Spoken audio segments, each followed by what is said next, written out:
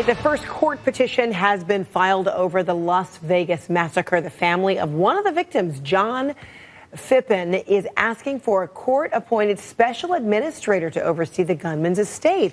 Let's discuss this with our legal guys, Avery Friedman, a civil rights attorney and law professor in Cleveland, Richard Herman, a New York criminal defense attorney and law professor, joining us from Las Vegas. And Richard, I know this really is close to home for you.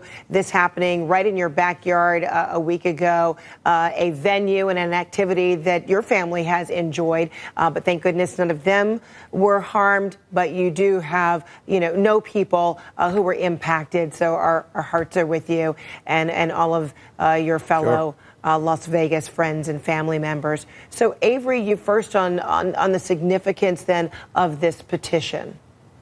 Well, it's significant only because Paddock has to be accountable. The problem is there are over 600 people who were killed or wounded.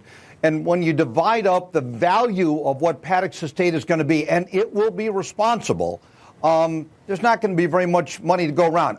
However, it is a moral and righteous undertaking. It's the right thing to do. There's not going to be insurance coverage because it wasn't accidental. It wasn't negligence. It was intentional misbehavior. So every one of those victims, I think, are standing up. The families of those victims are standing up and saying, we want accountability. We want to make sure our feelings are known and that Paddock is accountable for what he did.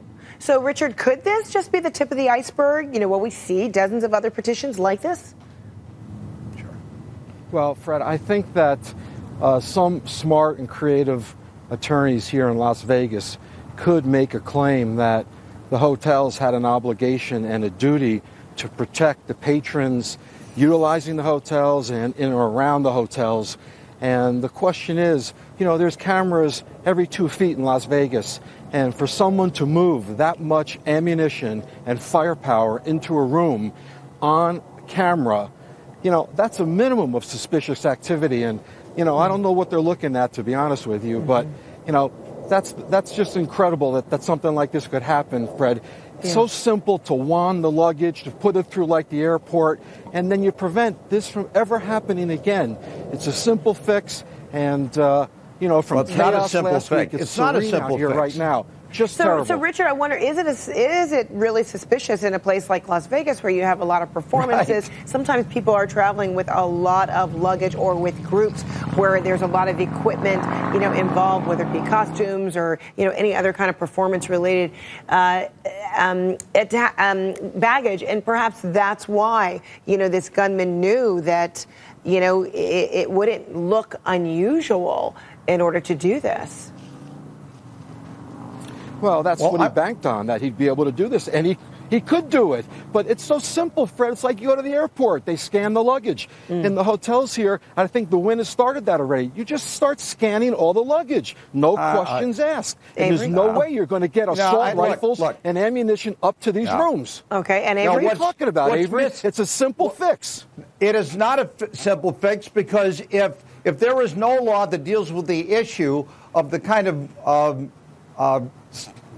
gun stops that were involved here, it's going to happen if the situation is permitted again. You need to enact legislation, have Congress deal with the prohibition of this kind of armament. And frankly, there really is no excuse. Both Republicans and Democrats need to zero in on this. And believe me, they have the constitutional authority to do this under both the Supreme Court decisions, both Heller and McDonald. Congress can address this issue, and that's how you stop this kind of use of armaments and the ancillary products that go with guns and semi-automatic weapons. And this bump stop that that you're talking about, which many people are learning about for the first time as a result of this incident, but apparently, Richard, it is showing, a rare bipartisan show of force in a way in terms of discussions about whether it would be outlawed, et cetera.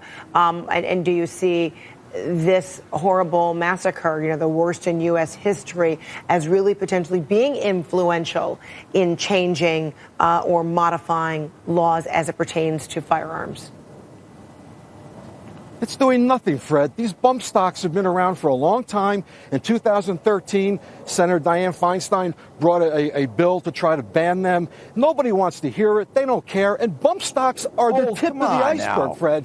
These are assault weapons. They're used for war. They're not meant to be in civilians' hands. You don't go rabbit shooting with assault rifles and AK-47s. You don't do it. But, Congress can't even ban bump stocks. So please, it's not going to happen that way. Right now, to prevent what happened in Vegas, luggage has to be scanned. That's a minimal thing to do to prevent what happened in Vegas. We're talking apples and oranges here. You want to talk about congressional legislation? Good luck. Right. So Congress is would inept, not, and they won't if do there it. were It's that kind of like luggage scanning at a hotel, that's not something that would, that would need legislation, but instead that would be something collective that, casinos, hotels would elect to do. So, Avery, you want to respond to that?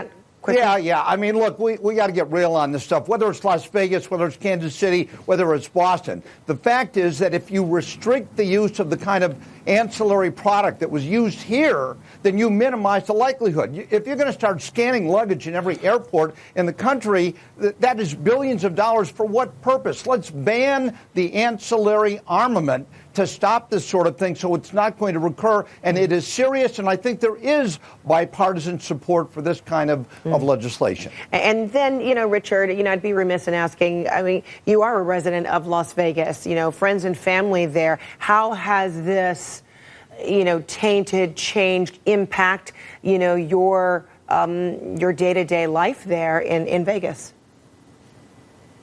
Well, people are devastated, Frederica, and a lot of people knew people that were injured in this. 500 people were injured, 48 people were killed, young people, older people coming to enjoy the concert. This is a concert that's held every single year. A lot of people love it. Country Western is big in Las Vegas, and people are just devastated. They can't believe something like this would happen. And there are a lot of concerts like that in Vegas, EDC, and these other events that people are going to think twice about going to in the future because you don't want to be involved in some sort of massacre like this if there's not adequate protection. It's just a pervasive effect here, Fred, and it's just, Vegas is not the same since this happened. I'm telling you.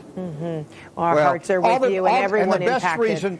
The best reason, Frederica, for legislation right now.